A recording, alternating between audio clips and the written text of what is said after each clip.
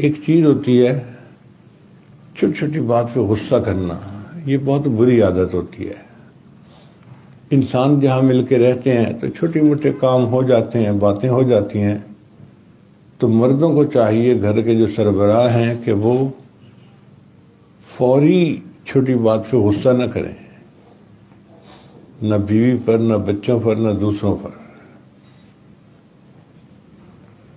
بلکہ تھوڑی دیر صبر کریں۔ تھوڑی دیر صبر کرنے سے بات زیادہ کھل جاتی ہے اور بندے کے لیے حقیقت کو سمجھنا آسان ہو جاتا ہے۔ نبی علیہ السلام کو اللہ تعالیٰ نے یہ بردباری عطا فرمائی تھی، اس کو کہتے ہیں ٹالرنس، فوربیئرنس۔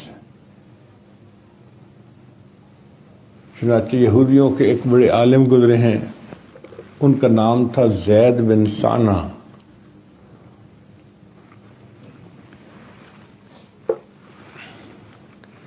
وہ اپنا واقعہ خود بیان کرتے ہیں کہ میں نے نبی علیہ السلام کو جو پہلی نظر دیکھا تو میرے دل نے کہا کہ یہ جھوٹے بندے کا چہرہ نہیں ہو سکتا۔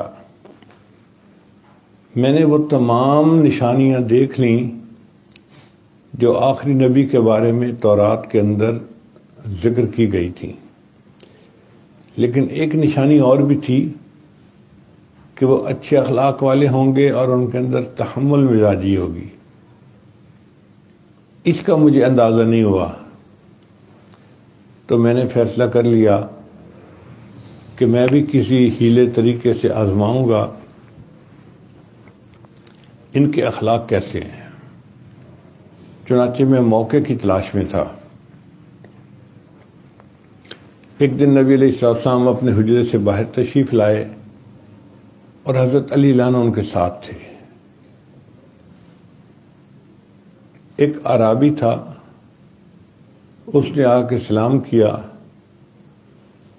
اور نبی علیہ السلام کو بتلایا کہ اے اللہ کے نبی صلی اللہ علیہ وسلم، فلاں قبیلے کے اوپر قحط سالی کا وقت آ گیا ہے اور وہ لوگ بڑے تنگ ہیں،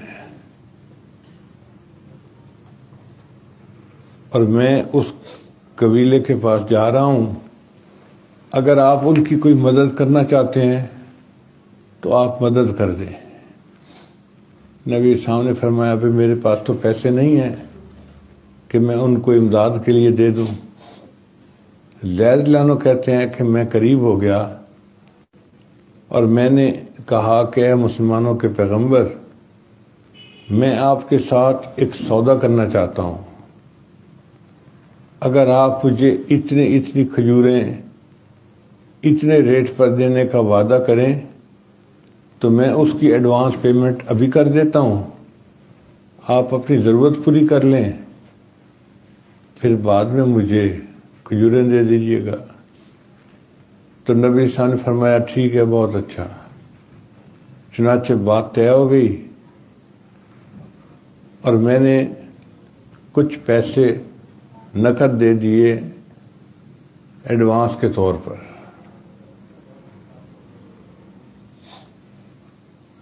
جو وقت طے ہوا تھا کہ فلاں تاریخ کو میں آپ کو کھجوریں دے دوں گا، اس میں ابھی ایک ہفتہ باقی تھا، یعنی 6-7 دن ابھی باقی تھے۔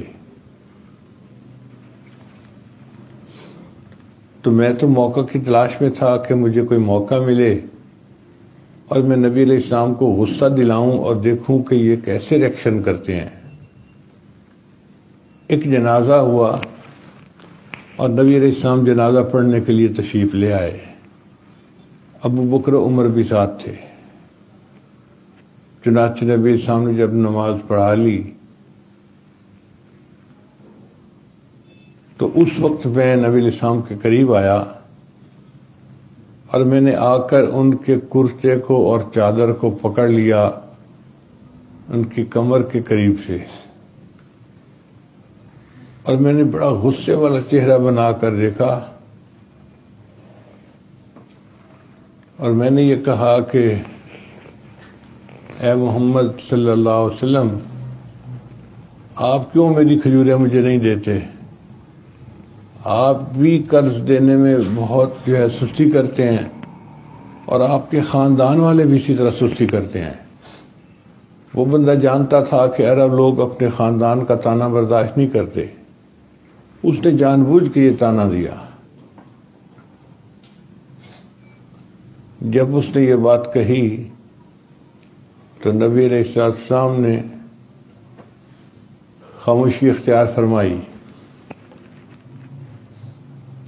اس بندے نے نبی علیہ السلام کے کپڑے کو کھینچنا شروع کر دیا، جیسے کسی کے گریبان کو پکڑ کے کھینچتے ہیں نا، تو اس نے کھینچنا شروع کر دیا۔ اب حضرت عمر رضی اللہ عنہ پاس تھے اور وہ دیکھ رہے تھے کہ ایک یہودی آیا ہے اور نبی علیہ السلام کے ساتھ بدتمیزی کر رہا ہے۔ تو وہ تو عاشق صادق تھے، ان سے تو یہ برداشت نہیں ہوتا تھا۔ انہوں نے فوراً کہا، یا عدو اللہ، اے اللہ کے دشمن، کیا تو نبی علیہ السلام کو یہ الفاظ کہہ رہا ہے؟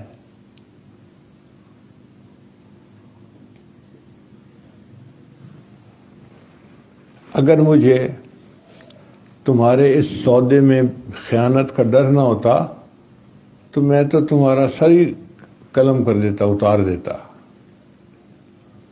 انہوں نے اس کو دھمکی دی،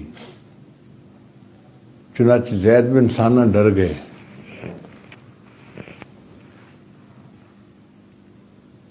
نبی علیہ السلام نے مسکرا کر ان کو دیکھا اور عمر رضی اللہ عنہ کو بھی مسکرا کر دیکھا اور فرمایا، عمر، تجھے یہ رویہ اختیار نہیں کرنا چاہیے تھا، تجھے یہ چاہیے تھا کہ